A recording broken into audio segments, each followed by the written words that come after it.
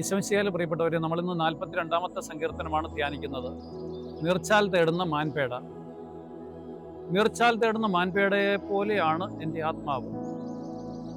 ഒരുപക്ഷെ 42, 43 സങ്കീർത്തനങ്ങൾ ഒരുമിച്ചാണ് പല മറ്റുള്ള കൃതികളിൽ കാണുന്നത്. ദൈവത്തെ നിരന്തരം അന്വേഷിക്കുന്ന ആത്മാവിൻ്റെ സ്വഭാവമാണ് ഈ സങ്കീർത്തനം. ദൈവസന്നിധിയിൽ നിരന്തരം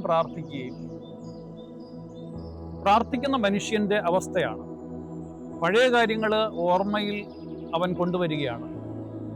ദൈവത്തിൻ്റെ മുഖദർശനം അനുഭവിക്കുക എന്നത് ദാഹിക്കുന്ന മാൻപേടയെ പോലെ, അല്ലെങ്കിൽ ദാഹിച്ച് വരണ്ട മാൻപേട നീർച്ചാൽ തേടുന്നത് പോലെയാണ് എന്നുള്ളതാണ് സങ്കീർത്തകൻ പറയുന്നത്.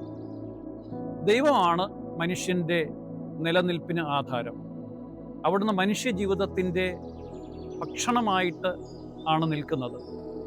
കർത്താവാണ് അനന്തമായിട്ടുള്ള നീരുറവയും ജലാശയവും. അവിടുന്നുള്ള പ്രത്യാശയാണ് ജീവിതത്തിന് ശക്തി നൽകുന്നത്. ജീവജലത്തിൻ്റെ ഉറവിടമായിട്ടുള്ള ഈശോയെ, അവിടുന്ന് നീർച്ചാലിൽ നിന്ന് ഞങ്ങൾക്ക് കുടിക്കുവാനും ഞങ്ങളുടെ ദാഹം അകറ്റുവാനും സഹായിക്കണമേ. ജീവന്റെ അപ്പമായിട്ടുള്ള ഈശോയെ, വിശക്കുന്ന ദാഹിക്കുന്ന ഞങ്ങൾ അവിടുത്തെ അടുക്കൽ മാത്രം വന്ന് കുടിച്ച് തൃപ്തിയായിട്ട് ജീവിക്കുവാൻ അനുഗ്രഹിക്കണമേ.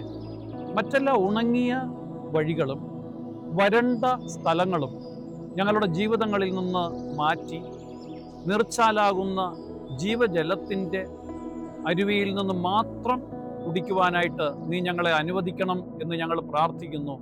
ദൈവസമർത്ഥമായിട്ട് നിങ്ങളെ അനുഗ്രഹിക്കട്ടെ. ആമേൻ.